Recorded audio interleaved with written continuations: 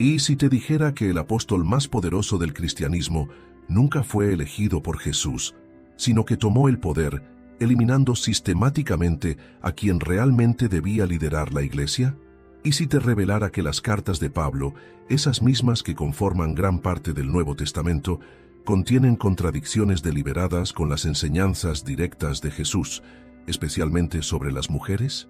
Hoy vas a descubrir algo que la institución eclesiástica ha ocultado durante 20 siglos. Algo tan perturbador que, cuando termines de ver este video, nunca más podrás leer el Nuevo Testamento de la misma manera, porque resulta que Pablo de Tarso, el autoproclamado apóstol de los gentiles, nunca conoció a Jesús en vida, nunca caminó con él, nunca escuchó sus enseñanzas directamente, nunca compartió el pan en aquella última cena, nunca estuvo presente en ninguno de los momentos cruciales del ministerio de Cristo. Y sin embargo, sus escritos representan casi la mitad del Nuevo Testamento. ¿Cómo es posible que alguien que jamás conoció a Jesús terminara definiendo lo que significa ser cristiano? La respuesta está en un nombre que la historia intentó borrar. Un nombre que aparece en los Evangelios como testigo privilegiado de la resurrección. Un nombre que, según manuscritos descubiertos en 1945, en Nag Hammadi, Egipto, representa el verdadero liderazgo que Jesús había establecido: María Magdalena. Según el Evangelio de María, uno de los textos hallados en Nag Hammadi, ella no era una seguidora más, era la discípula que recibió enseñanzas secretas directamente de Jesús. Era quien comprendía los misterios más profundos del reino. Era, en palabras del mismo texto, la mujer que conoció el todo. Pero hay algo más inquietante. Ese mismo Evangelio registra un enfrentamiento devastador entre Pedro y María. Un conflicto que revela la verdadera razón por la cual el cristianismo que conocemos hoy es tan diferente del que Jesús realmente enseñó. Pedro, según este texto preservado durante siglos, cuestiona a María con estas palabras exactas: ¿acaso habló el Salvador con una mujer sin que nosotros lo supiéramos? ¿Debemos cambiar nuestras costumbres y escuchar a esta mujer? Lee esas palabras otra vez. Pedro, la supuesta roca sobre la cual se edificaría la iglesia, cuestionando el derecho de María a enseñar, cuestionando que Jesús hubiera elegido confiar en una mujer. Y aquí entra Pablo. Pablo llega años después de la muerte de Jesús. Nunca perteneció al círculo íntimo. Nunca fue testigo directo. De hecho, según sus propias cartas, perseguía violentamente a los primeros cristianos antes de su supuesta conversión en el camino a Damasco. Y sin embargo, en cuestión de décadas, Pablo no solo se convirtió en la voz dominante del cristianismo primitivo, sino que estableció doctrinas que contradecían frontalmente lo que Jesús había demostrado con sus acciones. Escucha esto con atención. En 1 Corintios 14:34 Pablo escribe que las mujeres guarden silencio en las iglesias, porque no les está permitido hablar, que estén sumisas, como dice la ley.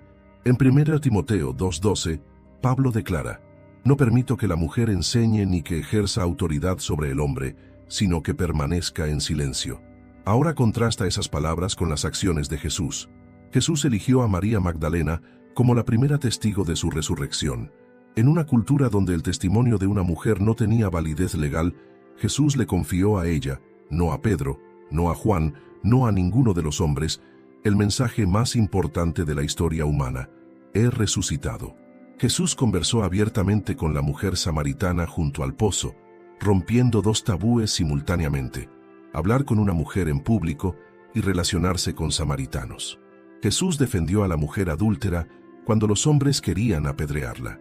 Jesús permitió que María de Betania se sentara a sus pies como discípula, mientras su hermana Marta servía. Una escena revolucionaria donde Jesús validaba el derecho de las mujeres a estudiar las Escrituras. Jesús incluyó mujeres en su círculo íntimo.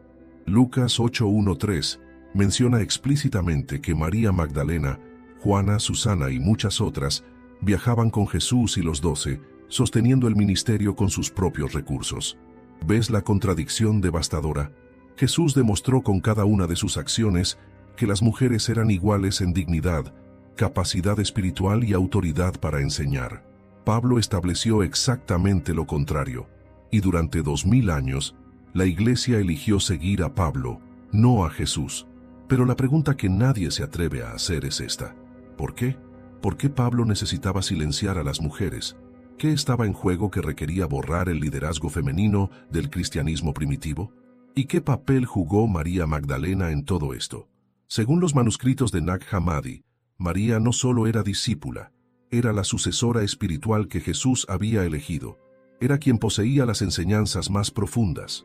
Era quien, en palabras del Evangelio de Felipe, Cristo amaba más que a todos los discípulos y la besaba frecuentemente en la boca.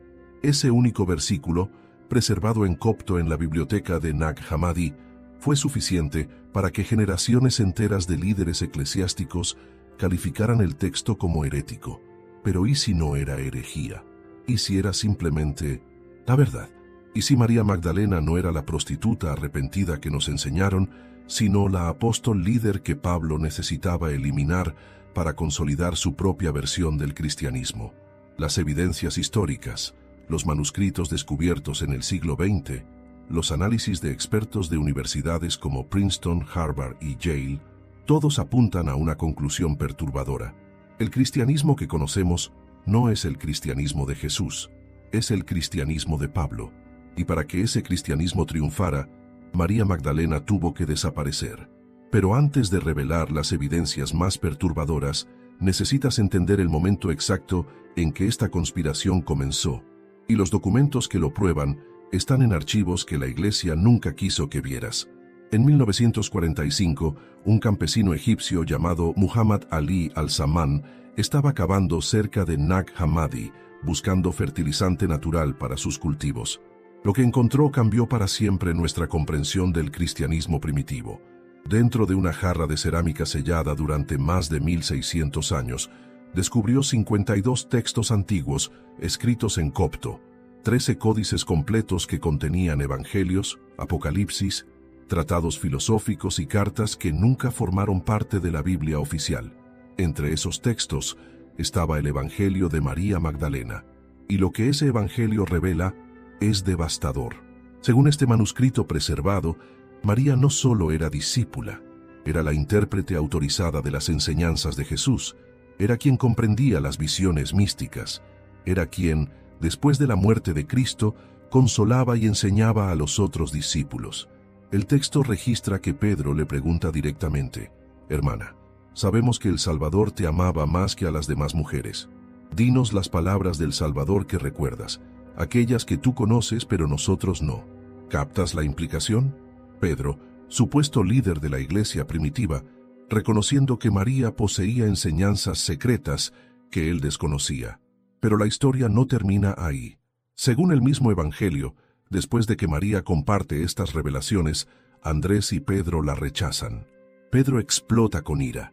¿Acaso habló privadamente con una mujer antes que con nosotros? ¿Debemos cambiar nuestras costumbres y escuchar a esta mujer? ¿La eligió a ella por encima de nosotros?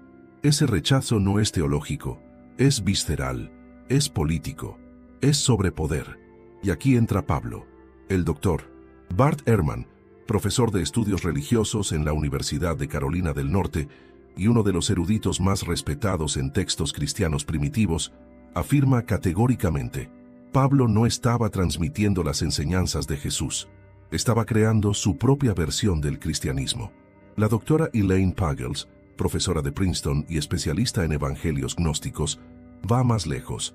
Los textos de Nag Hammadi muestran que había múltiples cristianismos en competencia. El cristianismo de María Magdalena representaba una corriente mística, igualitaria, donde las mujeres ejercían liderazgo. El cristianismo de Pablo representaba jerarquía, autoridad masculina y exclusión femenina. ¿Y qué cristianismo sobrevivió? El de Pablo. ¿Por qué? Porque Pablo formó alianzas políticas, viajó incansablemente estableciendo iglesias bajo su autoridad, escribió cartas que circulaban entre comunidades. Y, esto es crucial, sus enseñanzas eran más compatibles con las estructuras patriarcales del Imperio Romano. Cuando el emperador Constantino convocó el Concilio de Nicea en el año 325 d.C., lo que estaba en juego no era solo doctrina, era poder político. Constantino necesitaba un cristianismo unificado que sirviera como cohesión social del imperio. Un cristianismo fragmentado en múltiples corrientes era inútil para sus propósitos. Así que en Nicea, obispos designados por el emperador decidieron, mediante votación política, qué textos eran inspirados por Dios y cuáles eran herejía. Los evangelios de Mateo, Marcos, Lucas y Juan fueron aprobados. El evangelio de María fue rechazado. El evangelio de Tomás fue rechazado. El evangelio de Felipe fue rechazado. ¿La razón oficial? Que contradecían la doctrina ortodoxa. La razón real, que esos textos mostraban a María Magdalena como líder espiritual, a mujeres presidiendo ceremonias, a Jesús enseñando que el reino de Dios está dentro de ti, no en la institución eclesiástica. Y Pablo, a pesar de nunca haber conocido a Jesús, se convirtió en la voz teológica dominante del cristianismo oficial. Sus cartas representan casi la mitad del Nuevo Testamento. Sus doctrinas sobre el pecado original, la salvación por fe, la sumisión femenina, la estructura jerárquica de la Iglesia, todas estas ideas que consideramos cristianismo básico, no vienen de Jesús, vienen de Pablo. Estamos viviendo días en los que las profecías se están cumpliendo ante nuestros propios ojos, pero la mayoría aún camina en la oscuridad, atrapada en verdades incompletas que fueron cuidadosamente ocultadas a la humanidad durante siglos. Ahora piensa, ¿y si precisamente aquello que fue eliminado de las Escrituras contiene las respuestas que llevas años buscando? Respuestas que pueden iluminar tu camino, fortalecer tu fe y revelar el verdadero propósito de la venida de Jesús. Por eso preparé para ti un libro digital poderoso. ¿Por qué los apóstoles ocultaron las palabras más peligrosas de Jesús?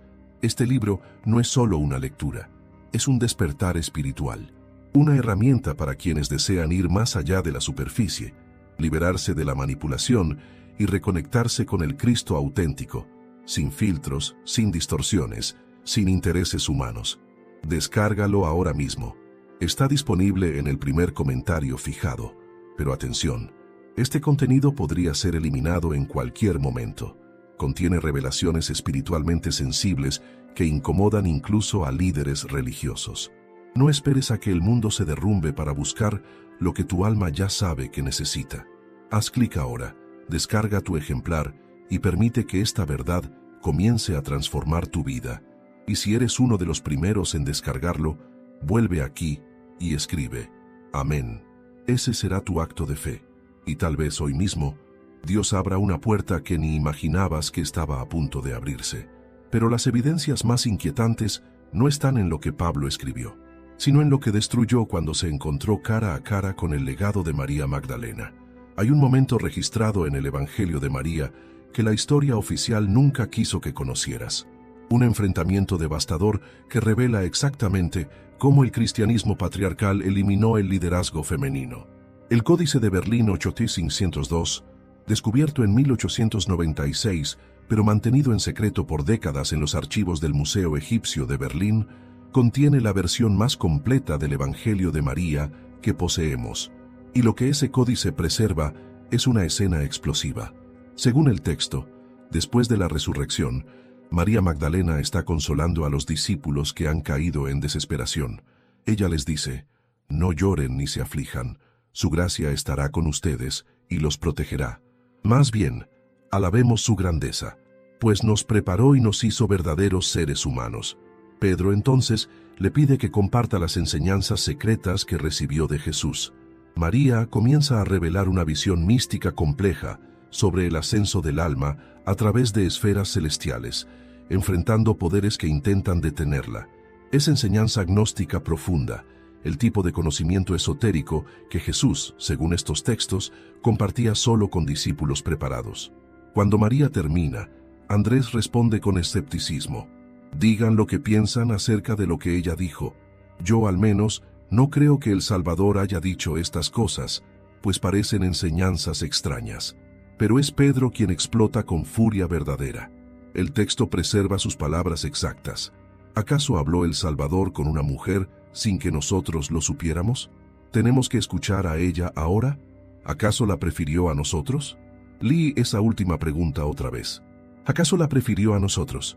Esa no es curiosidad teológica, es celos viscerales, es un hombre enfrentando la posibilidad de que Jesús, su Maestro, su Señor, hubiera elegido a una mujer como su sucesora espiritual. Pero lo más revelador es la respuesta de Levi. Levi defiende a María con palabras que deberían estar grabadas en cada iglesia del mundo. Pedro, siempre fuiste impulsivo. Ahora te veo contendiendo contra esta mujer como si fuera un adversario.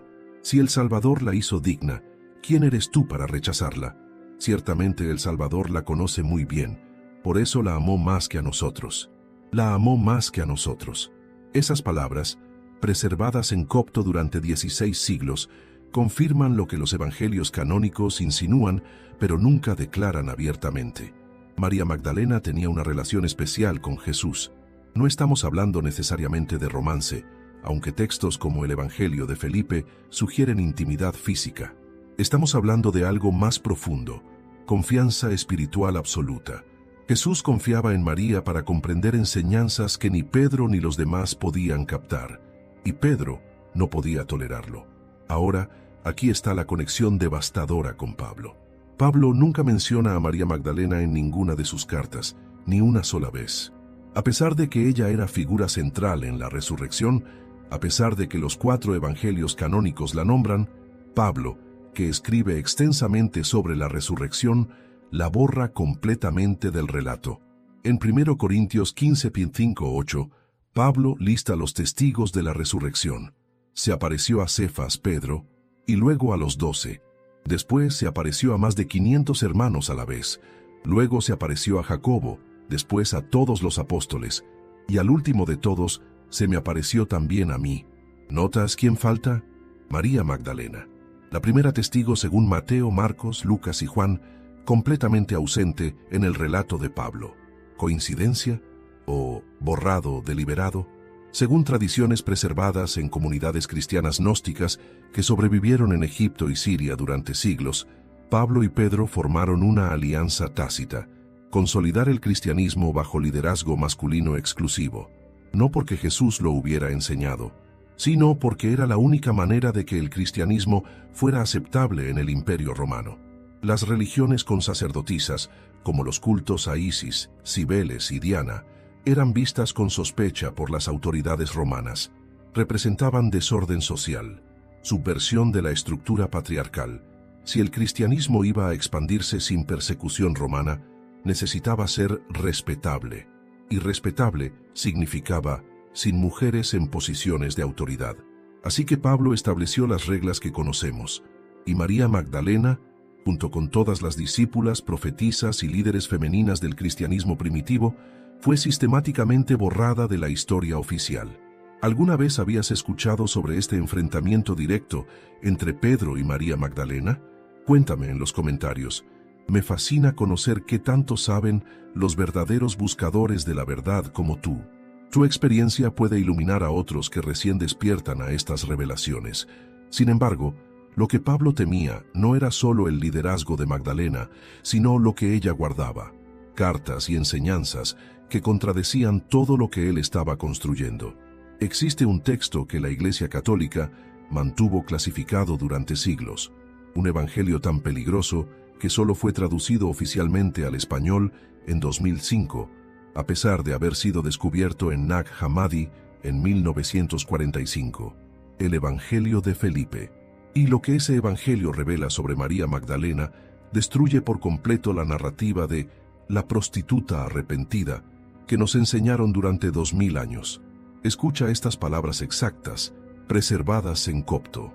Había 3 mujeres que caminaban siempre con el Señor, María su madre, la hermana de esta, y Magdalena, a quien se designa como su compañera. Así pues, María es su hermana, su madre y su compañera. La palabra clave ahí es compañera. En el texto copto original, la palabra usada es koinonos, un término que implica asociación íntima, sociedad espiritual profunda, incluso matrimonio sagrado. No es seguidora, no es discípula, es compañera en el sentido pleno de la palabra. Pero hay más. El Evangelio de Felipe continúa con un versículo que hizo temblar los cimientos de la teología oficial cuando fue descubierto. La compañera del Salvador es María Magdalena. Cristo la amaba más que a todos los discípulos y la besaba frecuentemente en la boca. Los demás discípulos se ofendieron por ello y expresaron desaprobación. Le dijeron: ¿por qué la amas más que a todos nosotros? Ahora, antes de que pienses que esto es sensacionalismo moderno, entiende el contexto. La doctora Karen King, profesora de Historia Eclesiástica en Harvard Divinity School, explica: en las comunidades gnósticas primitivas, el beso en la boca era un ritual de transmisión de conocimiento espiritual. Representaba la transferencia de pneuma, el aliento divino o espíritu. No era necesariamente erótico, era sacramental. Pero incluso si interpretamos el beso como ritual espiritual y no como gesto romántico, la implicación es devastadora. Jesús estaba transmitiendo a María Magdalena conocimiento que no compartía con los demás discípulos, y los discípulos varones estaban celosos. ¿Por qué la amas más que a todos nosotros? Esa pregunta no es sobre afecto emocional, es sobre autoridad espiritual, es sobre sucesión, es sobre quién sería el líder legítimo después de la muerte de Jesús. Y según estos textos preservados en manuscritos del siglo IV, pero que probablemente reflejan tradiciones del siglo II, solo décadas después de la muerte de Jesús, la respuesta era clara: María Magdalena. Ahora entiende por qué Pablo nunca la menciona. Si las comunidades cristianas primitivas reconocieran a María como la sucesora autorizada de Jesús, todo el edificio teológico que Pablo estaba construyendo se derrumbaría. Porque Pablo enseñaba: la mujer no puede enseñar ni ejercer autoridad sobre el hombre. Pero Jesús había elegido a una mujer como su intérprete autorizada. Contradicción absoluta. Según tradiciones preservadas en textos coptos guardados en monasterios egipcios durante siglos, María no solo recibió enseñanzas orales, escribió cartas, documentos que circulaban entre las primeras comunidades cristianas. Cartas que fueron sistemáticamente destruidas cuando el cristianismo paulino se convirtió en ortodoxia oficial.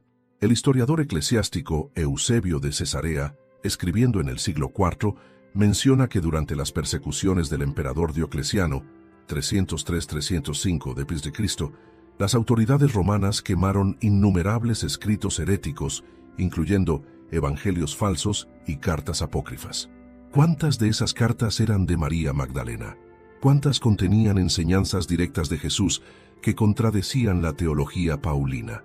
Nunca lo sabremos, porque fueron destruidas deliberadamente. Lo que sí sabemos es que referencias fragmentarias en escritos patrísticos primitivos, textos de los primeros padres de la Iglesia, mencionan enseñanzas de María y tradiciones de la discípula amada.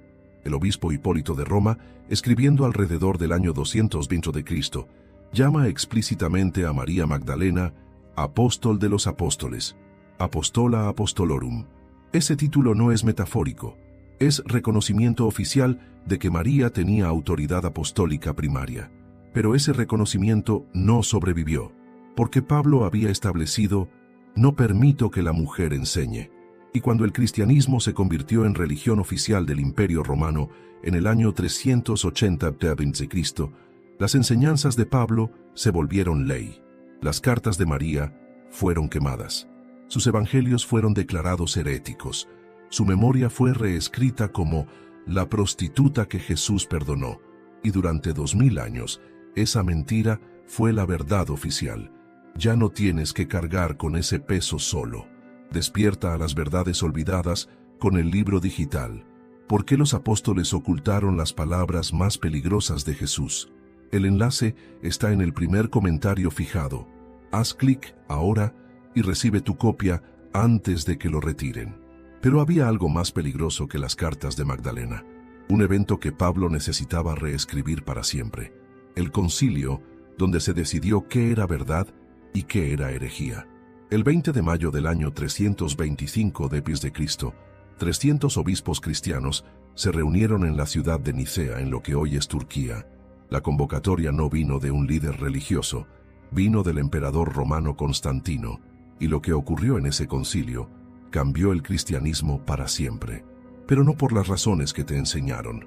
La narrativa oficial dice que el concilio de Nicea se convocó para resolver disputas teológicas sobre la naturaleza de Cristo. específicamente el debate entre arrianos y trinitarios sobre si Jesús era divino o creado. Esa es la historia que aparece en los libros de texto, pero hay una historia más oscura, una historia sobre poder, control político y la eliminación sistemática de cualquier cristianismo que no sirviera a los intereses del imperio. Constantino no era teólogo, era emperador y enfrentaba un problema crítico. El imperio romano se estaba fracturando, necesitaba cohesión social, necesitaba una religión unificada que sirviera como pegamento cultural, pero el cristianismo del siglo IV no era una religión unificada, era un mosaico fragmentado de corrientes teológicas en conflicto. Los arrianos creían que Jesús era creado, no eterno. Los trinitarios creían en la Trinidad divina. Los gnósticos creían que la salvación venía por conocimiento interior, no por institución eclesiástica. Los marcionitas rechazaban completamente el Antiguo Testamento. Los montanistas creían en profecía continua y permitían profetisas mujeres, y existían comunidades que seguían las enseñanzas preservadas en los evangelios de María, Tomás, Felipe y otros textos que hoy llamamos apócrifos. Para Constantino, esa diversidad era caos, así que convocó el Concilio de Nicea con un objetivo político muy claro: establecer una ortodoxia oficial, una sola versión del cristianismo que todos debían aceptar, y las comunidades que no aceptaran serían declaradas herejes. Según el historiador eclesiástico Eusebio de Cesarea, quien estuvo presente en Nicea, el mismo Constantino supervisó personalmente los debates. Un emperador pagano que solo se bautizaría cristiano en su lecho de muerte, decidiendo qué era verdad revelada y qué era herejía. Y aquí está la parte que nunca te contaron. Los obispos reunidos en Nicea votaron sobre qué evangelios eran inspirados y cuáles no. Votaron, como si la revelación divina se decidiera por mayoría parlamentaria. Los 4 evangelios que conocemos, Mateo, Marcos, Lucas y Juan, fueron aprobados. Pero docenas de otros evangelios que circulaban entre comunidades cristianas fueron rechazados. El evangelio de María, rechazado. El evangelio de Tomás, rechazado. El evangelio de Felipe, rechazado. El evangelio de Pedro, rechazado. El evangelio de la verdad, rechazado. ¿Por qué? La razón oficial era que esos textos contenían enseñanzas heréticas que contradecían la doctrina ortodoxa. Pero analiza eso con cuidado. Esos textos se escribieron en los siglos II y III, es decir, más cerca temporalmente de Jesús que muchos libros que sí entraron en el canon oficial. Algunos de esos evangelios probablemente preservaban tradiciones orales directas de testigos oculares, y sin embargo fueron rechazados. ¿La razón real? Contradecían el cristianismo que Constantino necesitaba. El evangelio de María mostraba a una mujer con autoridad apostólica, inaceptable en una religión que iba a ser oficial del imperio patriarcal romano. El evangelio de Tomás enseñaba que el reino de Dios está dentro de ti, que no necesitas intermediarios eclesiásticos para acceder a lo divino, inaceptable para una institución que quería monopolizar la salvación. El evangelio de Felipe hablaba de matrimonio sagrado y transmisión de conocimiento espiritual fuera de estructuras jerárquicas, inaceptable para obispos que construían una cadena de autoridad clerical. Así que esos evangelios fueron declarados heréticos, y lo que eso significaba, en términos prácticos, era esto: poseer copias de esos textos se convirtió en crimen. Las comunidades que los usaban fueron perseguidas. Sus líderes fueron encarcelados, exiliados o ejecutados. Sus libros fueron confiscados y quemados en plazas públicas. Durante los siguientes 1000 años, toda la Edad Media, la Iglesia Católica tuvo poder absoluto. Durante los siguientes 1000 años, toda la Edad Media, la Iglesia Católica tuvo poder absoluto para determinar qué textos la gente podía leer. La Biblia solo existía en latín. El pueblo común no podía leerla. Los sacerdotes controlaban completamente el acceso a las Escrituras. Y cualquier texto que mencionara a María Magdalena como apóstol, o que sugiriera liderazgo femenino, o que enseñara acceso directo a Dios sin intermediarios, simplemente desapareció. Fue en Nicea donde el cristianismo de Pablo triunfó definitivamente sobre el cristianismo de María Magdalena. porque Pablo había establecido las bases perfectas para lo que Constantino necesitaba: jerarquía eclesiástica clara, obispos, presbíteros, diáconos, exclusión de mujeres del liderazgo, que las mujeres guarden silencio, obediencia a las autoridades, sométanse a las autoridades superiores, énfasis en la institución sobre la experiencia mística personal. Ese cristianismo era útil para el imperio. El cristianismo de María, basado en conocimiento interior, experiencia mística directa, igualdad espiritual, era peligroso para cualquier estructura de poder. Así que en Nicea, los obispos votaron, y María Magdalena perdió. No porque sus enseñanzas fueran falsas, sino porque eran inconvenientes. El doctor Bart Ehrman resume esto devastadoramente. La historia la escriben los vencedores. El cristianismo que conocemos es el que ganó las batallas políticas del siglo IV. Pero hubo otros cristianismos, igual de antiguos, igual de auténticos, que fueron borrados de la historia. Y aquí está la pregunta que nadie se atreve a hacer. ¿Y si el cristianismo que perdió era el verdadero? ¿Y si las enseñanzas que fueron quemadas contenían la esencia real del mensaje de Jesús? ¿Y si María Magdalena preservaba una sabiduría que el mundo necesitaba desesperadamente y que nos fue robada en el año 325? Si estas revelaciones están tocando profundamente tu corazón, te invito a unirte a nuestro club exclusivo de miembros. Aquí encontrarás una hermandad de buscadores que, como tú, no se conforman con verdades incompletas. Hazte miembro ahora. Lo que destruyeron en Nicea fue solo el comienzo, porque hay documentos que sobrevivieron escondidos durante 1600 años, y lo que revelan sobre Pablo te dejará sin palabras. No todos los textos fueron destruidos. Algunos sobrevivieron en los lugares más inesperados, escondidos en jarras de cerámica, enterrados en el desierto, preservados en monasterios remotos, olvidados en bodegas de museos durante décadas, y cuando finalmente salieron a la luz en el siglo XX, confirmaron exactamente lo que la Iglesia había intentado ocultar durante 2000 años. En 1896, un anticuario alemán compró un códice en copto, en El Cairo. El vendedor le dijo que había sido encontrado en una tumba cerca de Akhmim, Egipto. Ese códice contenía 3 textos que nadie había visto en siglos: el Evangelio de Pedro, el Apocalipsis de Pedro y fragmentos del Evangelio de María Magdalena. Ese códice, ahora conocido como Papiro Berolinensis 8502, se almacenó en el Museo Egipcio de Berlín, pero no fue traducido ni publicado hasta 1955, casi 60 años después de su descubrimiento. ¿Por qué la demora? Porque lo que contenía era demasiado explosivo. El Evangelio de María mostraba a una mujer enseñando a los apóstoles varones. Mostraba a Pedro rechazándola por celos. Mostraba a Jesús confiando en ella más que en los demás. Durante décadas, ese manuscrito permaneció clasificado mientras teólogos debatían qué hacer con él. Pero ese fue solo el comienzo. En 1945, la biblioteca de Nag Hammadi reveló una versión más completa del Evangelio de María, junto con 51 textos adicionales que nadie sabía que existían. En 1978, se descubrió el Códice Chacos en Egipto, un manuscrito del siglo III que contenía el Evangelio de Judas, y lo que ese Evangelio revelaba era devastador. Judas no era el traidor, era el discípulo más fiel, cumpliendo una misión secreta que Jesús le había encomendado.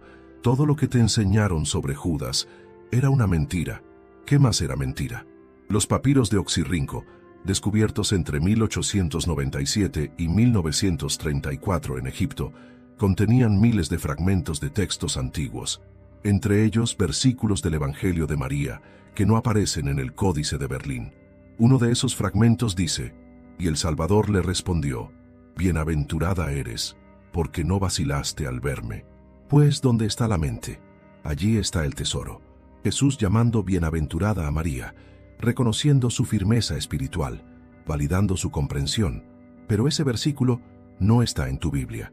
Los manuscritos del Mar Morto, descubiertos entre 1947 y 1956 en las cuevas de Qumran, contenían textos de la comunidad esenia, la secta judía a la que posiblemente pertenecieron Juan el Bautista y el mismo Jesús. Esos manuscritos muestran que los esenios tenían profetisas mujeres. que las mujeres participaban en rituales sagrados, que la igualdad espiritual entre hombres y mujeres era práctica común. Es decir, el judaísmo del cual emergió Jesús ya tenía liderazgo femenino, y Jesús expandió esa tradición al elegir a María Magdalena como discípula principal. Pero Pablo la revirtió completamente. Según las cartas paulinas, las mujeres deben estar en silencio, cubrir sus cabezas, no enseñar, someterse a sus maridos. Todo lo contrario de lo que Jesús demostró. Y aquí está lo más perturbador. Algunos eruditos creen que Pablo ni siquiera escribió todas las cartas que llevan su nombre. Los pasajes más misóginos, como 1 Timoteo 2:12, no permito que la mujer enseñe, aparecen en las llamadas epístolas deuteropaulinas, cartas que probablemente fueron escritas por discípulos de Pablo décadas después de su muerte. Es decir, alguien usó el nombre de Pablo para justificar la exclusión de las mujeres. Y durante 2000 años, la Iglesia citó esos versículos como palabra de Dios. Pero eran palabras de hombres, hombres que tenían miedo del poder femenino, hombres que querían controlar las comunidades cristianas, hombres que necesitaban que el cristianismo fuera aceptable para Roma. El doctor James Robinson, director del equipo internacional que tradujo la biblioteca de Nag Hammadi, lo resume así. Estos textos nos muestran que el cristianismo primitivo era mucho más diverso, más inclusivo, más místico de lo que la ortodoxia admitió. Y esa diversidad fue aplastada deliberadamente. Existían cartas apócrifas atribuidas a Pablo que nunca entraron en el canon oficial. Cartas donde supuestamente Pablo reconoce la autoridad de profetisas como Tecla. Pero esas cartas fueron declaradas falsificaciones. ¿Por qué? Porque contradecían la imagen de Pablo como misógino absoluto. La verdad es que nadie sabe con certeza qué escribió realmente Pablo y qué fue añadido posteriormente por editores eclesiásticos. Lo que sí sabemos es esto. Los textos que sobrevivieron son los que servían al poder patriarcal. Los textos que fueron destruidos son los que amenazaban ese poder. Y María Magdalena era la mayor amenaza de todas. Ya no tienes que cargar con ese peso solo. Despierta a las verdades olvidadas con el libro digital. ¿Por qué los apóstoles ocultaron las palabras más peligrosas de Jesús? El enlace está en el primer comentario fijado. Haz clic ahora y recibe tu copia antes de que lo retiren. Pero estos documentos no son lo único que sobrevivió. Hay personas, testigos, discípulos que vieron todo y cuyas voces fueron silenciadas. Sus testimonios están a punto de resurgir. La historia oficial te enseñó sobre los 12 apóstoles. Pedro, Juan, Santiago, Andrés, nombres que conoces de memoria, pero hay nombres que nunca te enseñaron, nombres de mujeres que fueron líderes del cristianismo primitivo, mujeres que Pablo menciona brevemente en sus cartas y luego desaparecen misteriosamente de la historia. ¿Por qué? Porque sus historias contradecían la narrativa de las mujeres deben guardar silencio. Comencemos con Prisca y Áquila. En Romanos 16:3 Pablo escribe: Saluden a Prisca y Áquila, mis colaboradores en Cristo Jesús. Nota que Pablo menciona primero a Prisca, la mujer, antes que a Áquila, su esposo. En una cultura donde los hombres siempre se nombraban primero, esto es significativo. Implica que Prisca era la líder principal de esa pareja misionera. Según Hechos 18, Prisca y Áquila enseñaban teología. Incluso corrigieron a Apolos, un predicador elocuente que tenía comprensión incompleta del Evangelio. Una mujer enseñando a un hombre sobre doctrina cristiana. Pero después de las menciones iniciales, Prisca desaparece completamente de la historia eclesiástica oficial. ¿Qué le pasó? Nadie lo sabe, porque su memoria fue borrada. Luego está Febe. En Romanos 16:1, Pablo escribe: Les recomiendo a nuestra hermana Febe, diaconisa de la iglesia en Cencrea. La palabra griega usada allí es diáconos, el mismo término que se traduce como diácono o ministro cuando se refiere a hombres. Febe no era solo una ayudante, era ministra ordenada de una comunidad cristiana. Pero traducciones posteriores de la Biblia comenzaron a llamarla sierva en lugar de diaconisa, minimizando deliberadamente su rol de liderazgo. Y luego está Junia. En Romanos 16:7 Pablo escribe: Saluden a Andrónico y a Junia, mis parientes y compañeros de prisión, destacados entre los apóstoles. Lee eso otra vez. Destacados entre los apóstoles. Junia era apóstol, mujer apóstol, reconocida como tal por Pablo mismo. Durante los primeros 1000 años del cristianismo, todos los padres de la Iglesia, Orígenes, Juan Crisóstomo, Jerónimo, reconocían que Junia era mujer y apóstol. Pero en el siglo XIII, teólogos medievales decidieron que era imposible que una mujer fuera apóstol. Así que simplemente cambiaron su nombre. Empezaron a llamarla Junias, masculino, en lugar de Junia, femenino. Durante 700 años, las Biblias en latín, alemán, inglés, español, todas tradujeron el nombre como masculino. No fue hasta el siglo XX, cuando eruditos bíblicos examinaron los manuscritos griegos originales, que descubrieron la verdad. Junia siempre fue mujer y fue apóstol. Y durante 700 años, la Iglesia mintió al respecto.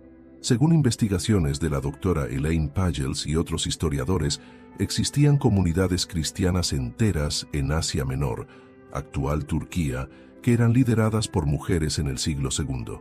Comunidades donde las mujeres presidían la Eucaristía. Comunidades donde las mujeres bautizaban. Comunidades donde las mujeres enseñaban doctrina. Pero cuando el cristianismo paulino se convirtió en ortodoxia oficial, esas comunidades fueron declaradas heréticas. Sus líderes fueron excomulgados, sus iglesias fueron confiscadas y sus nombres fueron borrados de la historia. Hay registros fragmentarios de una mujer llamada Tecla, mencionada en los Hechos de Pablo y Tecla, un texto del siglo II que circulaba ampliamente entre cristianos primitivos. Según ese texto, Tecla era discípula de Pablo que predicaba, bautizaba y realizaba milagros. Era tan venerada que tenía santuarios dedicados a ella en todo el Mediterráneo oriental, pero los Hechos de Pablo y Tecla fueron declarados apócrifos. ¿Por qué? Porque mostraban a una mujer con autoridad apostólica equivalente a Pablo. Inaceptable. Así que Tecla, que probablemente fue figura histórica real, fue reducida a leyenda piadosa sin autoridad doctrinal. Y lo mismo ocurrió con docenas, quizás cientos de mujeres líderes del cristianismo primitivo. Sus nombres sobreviven como susurros en textos fragmentarios, pero sus voces fueron silenciadas. ¿Desde dónde estás viendo este video? Me emociona saber que estas verdades están llegando a almas sedientas en todo el mundo. Escribe tu país o ciudad. Formemos una red global de buscadores de la verdad. Estas mujeres no solo fueron testigos, guardaron un evangelio que Pablo intentó destruir. El evangelio secreto de Felipe, donde se revela la verdadera relación entre Jesús y Magdalena.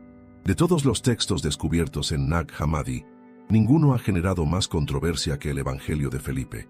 No porque sea el más extenso, no porque sea el más teológicamente complejo, sino porque contiene un solo versículo que, si es verdadero, destruye 2000 años de doctrina oficial. Ya lo mencioné antes, pero ahora necesitas entender su contexto completo. El Evangelio de Felipe, escrito probablemente en Siria en el siglo III, pero basado en tradiciones orales mucho más antiguas, es un texto gnóstico que usa lenguaje simbólico y metafórico para enseñar sobre el matrimonio sagrado, los misterios sacramentales y la unión con lo divino. No es un evangelio narrativo como Mateo o Lucas, es más bien una colección de enseñanzas y aforismos espirituales. Y en medio de esas enseñanzas aparece esto. Había 3 que caminaban siempre con el Señor: María su madre, la hermana de esta, y Magdalena, a quien se designa como su compañera. Así pues, María es su hermana, su madre y su compañera. Y luego, unas líneas después, la compañera del Salvador es María Magdalena. Cristo la amaba más que a todos los discípulos y la besaba frecuentemente en la boca. Los demás discípulos se ofendieron por ello y expresaron desaprobación.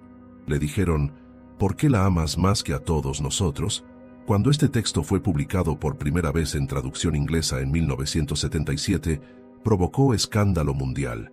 Jesús besando a María Magdalena en la boca, Jesús teniendo una compañera, Jesús mostrando preferencia abierta por ella sobre los demás discípulos.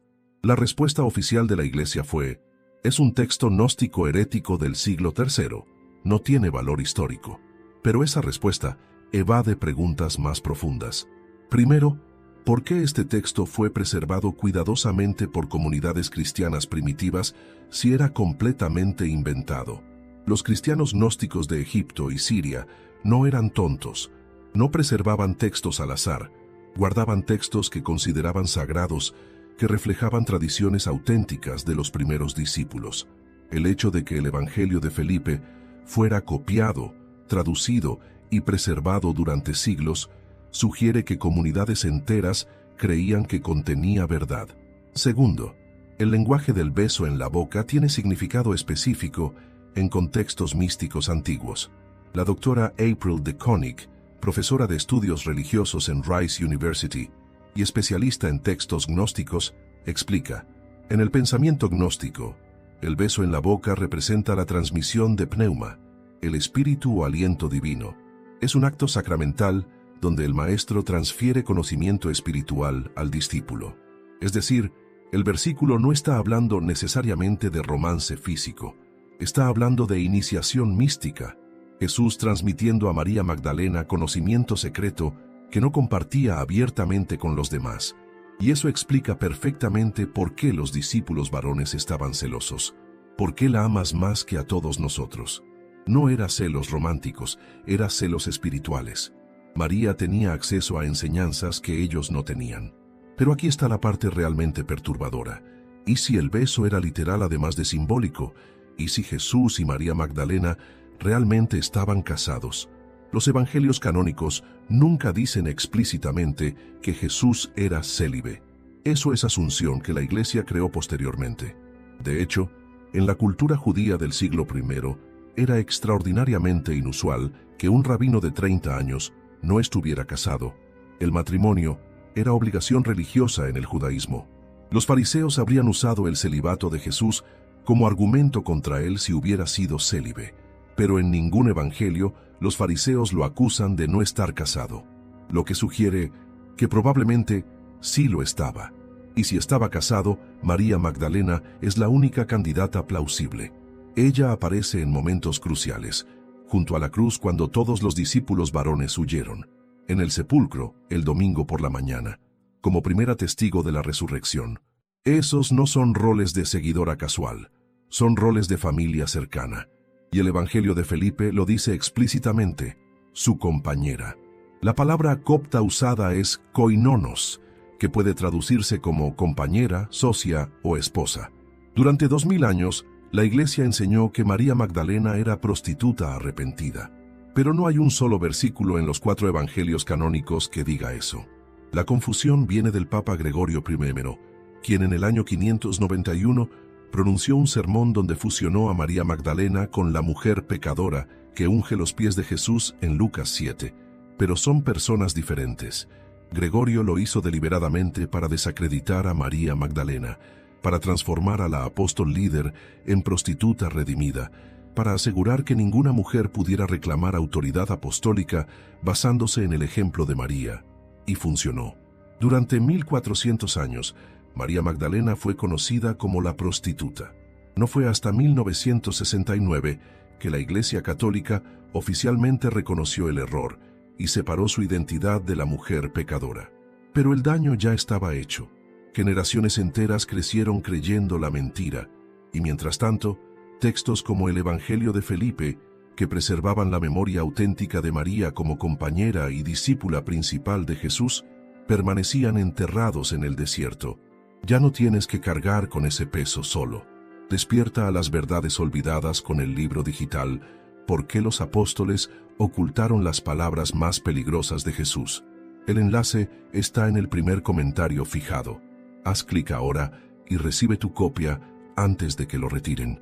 Pero hay una escena que Pablo jamás mencionó, una escena que cambiaría todo si la gente la conociera, lo que realmente ocurrió en la última cena y quién estaba allí. Hay un cuadro que has visto 1000 veces. La última cena de Leonardo da Vinci, pintado entre 1495 y 1498, en el refectorio del convento de Santa María delle Grazie en Milán.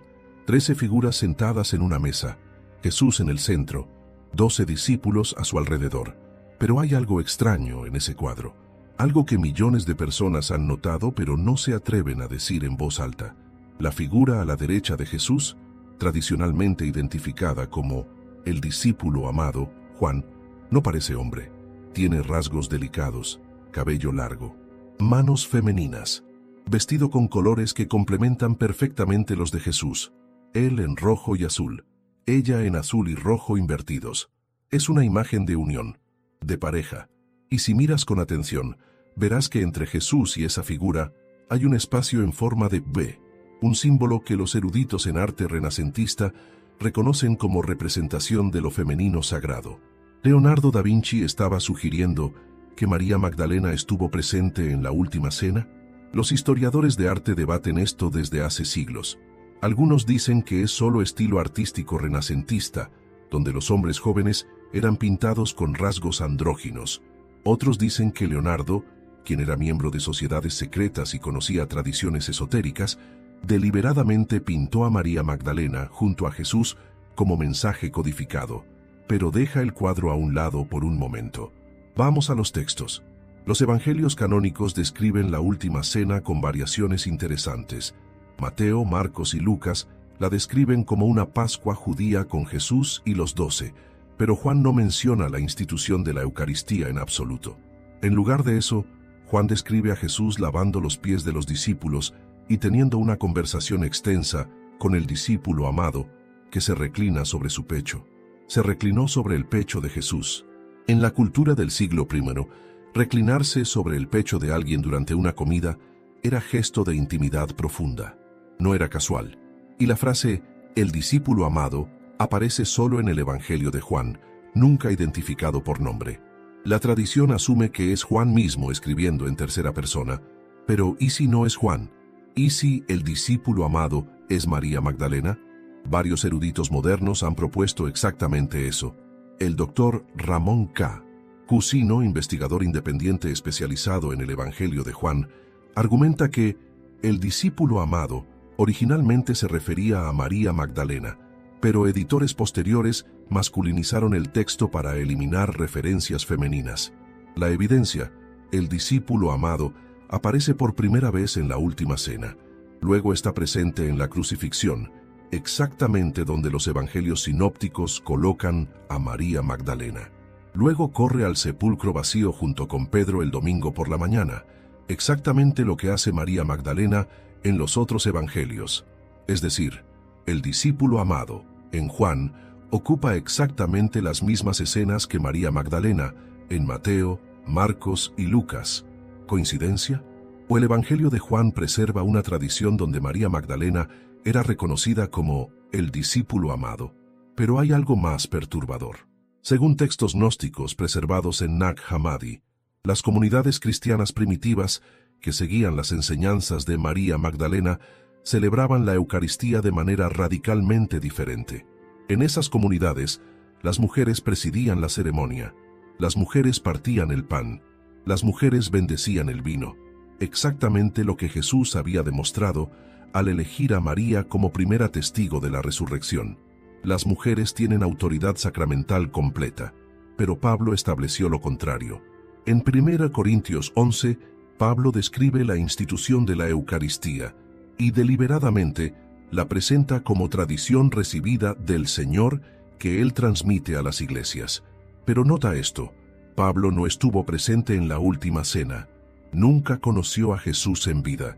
¿Cómo puede estar transmitiendo tradición directa sobre un evento al que no asistió? La respuesta es, está creando liturgia, está estableciendo protocolo que sirve a su agenda de consolidar liderazgo masculino. Y en esa liturgia paulina, las mujeres no tienen lugar en el altar. Durante 2000 años la Iglesia ha seguido la Eucaristía paulina, no la Eucaristía de Jesús.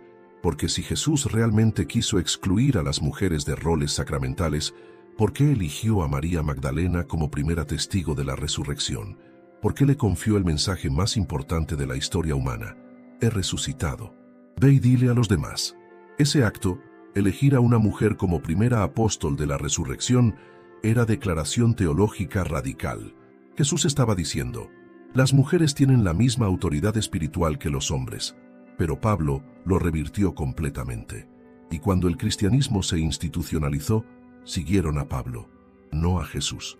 ¿Alguna vez notaste algo extraño en las representaciones de la Última Cena? ¿Has sentido que te ocultaron quién realmente estaba junto a Jesús? Comparte tu experiencia en los comentarios. Pero la razón por la que Pablo necesitaba eliminar a Magdalena no era solo por poder, era por algo mucho más profundo y perturbador, su miedo visceral a las mujeres. Hay algo profundamente perturbador en los escritos de Pablo cuando habla sobre mujeres. No es solo que establezca reglas de subordinación. Es el tono, la urgencia, el lenguaje que usa, como si las mujeres representaran una amenaza existencial para el cristianismo que él estaba construyendo. Escucha estos versículos con atención. Que las mujeres guarden silencio en las iglesias, porque no les está permitido hablar. Que estén sumisas, como dice la ley. Si quieren aprender algo, que pregunten a sus maridos en casa, porque es vergonzoso que una mujer hable en la iglesia. 1 Corintios 14, 34, 35. No permito que la mujer enseñe ni que ejerza autoridad sobre el hombre, sino que permanezca en silencio. Porque Adán fue formado primero y después Eva, y Adán no fue engañado, sino que la mujer, siendo engañada, cayó en transgresión. 1 Timoteo 2, 12, 14. Las mujeres deben aprender en silencio y con toda sumisión, pero se salvará por medio de la maternidad, si permanece en fe, amor y santidad, con modestia. 1 Timoteo 2, 11, 15. Lee esas palabras otra vez. Pablo no solo está estableciendo normas eclesiásticas, está culpando a las mujeres por la caída de la humanidad. Está diciendo que Eva, y por extensión todas las mujeres, son inherentemente propensas al engaño. Está estableciendo que la salvación de las mujeres viene por la maternidad, no por fe como para los hombres. Esto no es teología, es misoginia. Y la pregunta es ¿por qué? ¿Por qué Pablo tiene este lenguaje tan visceralmente negativo hacia las mujeres? Los psicólogos que han analizado las cartas paulinas sugieren varias posibilidades. Posibilidad 1. Trauma personal. Pablo menciona su aguijón en la carne, alguna aflicción física o espiritual que lo atormentaba. Algunos estudiosos especulan que era conflicto sexual interno, que Pablo luchaba con deseos que consideraba pecaminosos y proyectaba esa lucha como rechazo al cuerpo femenino. Posibilidad 2. Contexto cultural extremo. Pablo era fariseo entrenado. El fariseísmo del siglo I tenía visiones extraordinariamente restrictivas sobre las mujeres. Algunos rabinos enseñaban que era mejor quemar la Torá que enseñársela a una mujer. Pablo pudo haber interiorizado esas actitudes tan profundamente que nunca las cuestionó, incluso después de convertirse al cristianismo. Posibilidad 3. Amenaza al poder. Esta es la más inquietante. Pablo veía que en las comunidades cristianas primitivas, las mujeres ejercían liderazgo real, profetizaban, enseñaban, presidían ceremonias, y eso amenazaba el modelo de iglesia jerárquica que él estaba construyendo. Si las mujeres podían acceder directamente al Espíritu Santo, profetizar, interpretar las Escrituras, ¿para qué se necesitaban apóstoles varones como autoridad suprema? Pablo necesitaba establecer jerarquía clara: Dios, Cristo, hombres, mujeres. Y esa jerarquía requería silenciar a las mujeres. Pero aquí está la contradicción devastadora en los propios escritos de Pablo. En 1 Corintios 11:5, Pablo dice: Toda mujer que ora o profetiza con la cabeza descubierta deshonra su cabeza. Espera, Pablo está reconociendo que las mujeres oran y profetizan en las iglesias. Pero en 1 Corintios 14:34, apenas 3 capítulos después, dice que las mujeres guarden silencio en las iglesias. ¿Cómo pueden profetizar si deben guardar silencio? Esta contradicción ha confundido a teólogos durante siglos, y la explicación más plausible es que esos pasajes fueron escritos por autores diferentes. La mayoría de eruditos bíblicos modernos reconocen que algunas cartas atribuidas a Pablo probablemente no fueron escritas por él. Las llamadas epístolas deuteropaulinas, 1 y 2 Timoteo, Tito, Efesios, Colosenses, fueron probablemente escritas por discípulos de Pablo décadas después de su muerte, usando su nombre para dar autoridad a sus propias enseñanzas. Y los pasajes más extremadamente misóginos aparecen precisamente en esas cartas. Es decir, alguien tomó el nombre de Pablo y lo usó para justificar la exclusión total de las mujeres del liderazgo cristiano. Pero incluso si aceptamos que Pablo escribió esos versículos, hay un contraste imposible de ignorar. Jesús nunca silenció a las mujeres. Jesús nunca les prohibió enseñar. Jesús nunca estableció que su salvación dependiera de la maternidad. De hecho, Jesús hizo exactamente lo contrario. Validó a María de Betania cuando eligió estudiar en lugar de servir. Conversó teológicamente con la mujer samaritana, un acto que escandalizó a sus propios discípulos. Defendió a la mujer adúltera cuando los hombres querían apedrearla. Permitió que María Magdalena fuera la primera en proclamar la resurrección. Jesús demostró con cada acción que las mujeres eran iguales en dignidad, capacidad espiritual y autoridad para enseñar. Pablo enseñó lo contrario, y durante 2000 años, la Iglesia eligió seguir a Pablo. La doctora Elizabeth Schussler Fiorenza, profesora de estudios del Nuevo Testamento en Harvard Divinity School, lo resume devastadoramente. El cristianismo paulino no es el cristianismo de Jesús. Es una adaptación patriarcal que hizo el mensaje de Jesús compatible con las estructuras de poder del Imperio Romano. Y esa adaptación requería eliminar cualquier memoria de liderazgo femenino. Requería transformar a María Magdalena de apóstol en prostituta.